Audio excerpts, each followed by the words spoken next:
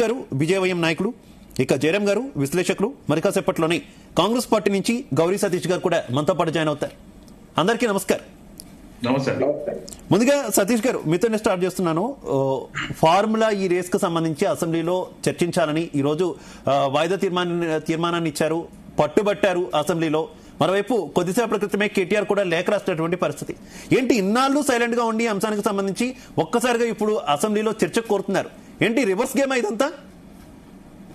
Reverse game ఏముందండి, ఈ రోజు మనం గతంలో కూడా చాలా క్లియర్ గా ఎన్నో సందర్భాల్లో చెప్పినాం.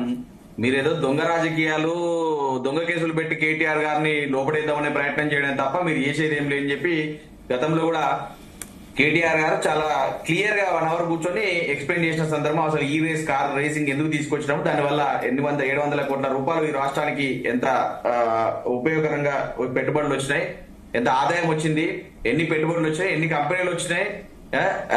ఈ రేస్ అనేది రేపు ప్రకృతికి రేపు నెక్స్ట్ ఈ జనరేషన్ మరి ఈ కార్స్, ఎలక్ట్రిక్ మోటార్స్ వెహికల్స్ అన్ని రన్ అవుతున్న సందర్భంలో ఈ రోజు అంటే ఇలా ఎన్నో విధాలుగా అన్ని విధాలు కూడా ఎక్స్ప్లెయిన్ చేయడం జరిగింది. ప్రజలు కూడా అందరు కూడా తెలిసిన విషయమే.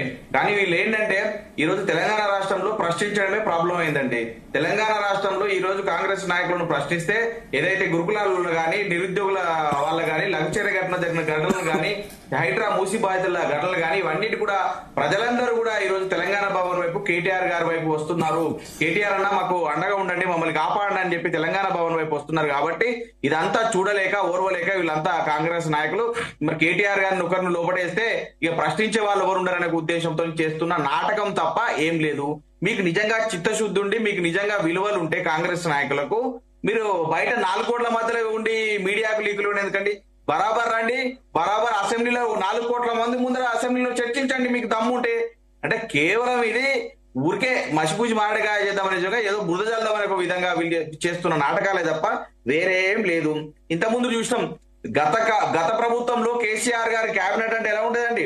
రైతు బంధు గాని, రైతు బీమా గాని, లేకపోతే రైతు ఏదైతే మిషన్ కాకతీయ గాని, డబుల్ బెడ్రూమ్ ఇల్లు గాని, లేకపోతే పిల్లలకు బ్రేక్ఫాస్ట్ గాని, ఇట్లాంటివి అంటే చాలా విషయాలలో చాలా మరి పథకాల గురించి ప్రజలకు ఏ విధంగా అందాలి, ఏ విధంగా చేస్తే ప్రజలు బాగుపడతారనే ఉద్దేశంతో కేబినెట్ మీటింగ్లు జరిగినాయి. కానీ ఈ రోజు కాంగ్రెస్ హయాంలో జరుగుతున్న కేబినెట్ మీటింగ్లు ఏంటి అంటే ఎట్లా కేసీఆర్ గారిని అరెస్ట్ చేయాలా, ఎట్లా కేటీఆర్ గారిని అరెస్ట్ చేయాలనేదే కేబినెట్ మీటింగ్.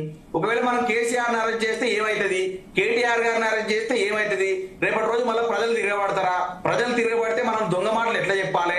గతంలో మనం దొంగ మాటలు చెప్పి మనం ఈ రోజు ప్రభుత్వంలోకి వచ్చినాం. మళ్ళీ మనం దొంగ మాటలు చెప్తే ప్రభుత్వంలో ప్రజలు వినే పరిస్థితులు ఉన్నారా లేరా అనే దాని గురించి ఈ రోజు కేబినెట్ మీటింగ్ జరుగుతున్నాయి తప్ప ఈ రోజు ఏ విధంగా కూడా ప్రజాపాలన దిశగా, ప్రజలకు ఏ విధమైన లాభం పొందే దిశగా కానీ, నిరుద్యోగులకు ఉద్యోగరీత్యా కానీ, ఇంకో విధంగా కానీ తెలంగాణ సమాజానికి ₹1 పనికొచ్చే ఉద్దేశంతో ఏ కేబినెట్ మీటింగ్ ఈ ప్రభుత్వం చేయడం లేదు, చేయబోయేది కూడా లేదు. వీళ్ళకి ఒక అవగాహన లేదు, అవగాహన రాహిత్యంతో ప్రభుత్వం నడుపుతున్నారు.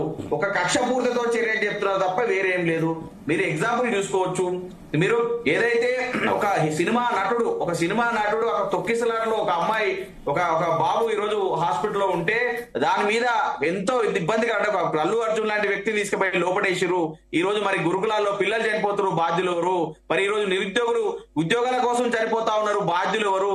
మరి ఈ రోజు మూసీ పేరుతో, హైడ్రా పేరుతో ఇల్లు ఎప్పుడు కూలుస్తారో తెలియక భయప్రాంతులతో గుండె జబ్బులు వచ్చి చనిపోతున్నారు, వారికి బాధ్యులు ఎవరు అని చెప్పి ఈ రోజు తెలంగాణ సమాజం అంతా అడుగుతుంది. దీనికి అంతటా కారణం కూడా ముఖ్యమంత్రి గారే కదా. ఈ రోజు తెలంగాణకు రాష్ట్రానికి పెద్ద దిక్కుగా తండ్రి తర్వాత తండ్రి స్థానంలో ఉన్న రాష్ట్ర ప్రభుత్వంలో ముఖ్యమంత్రి గారు.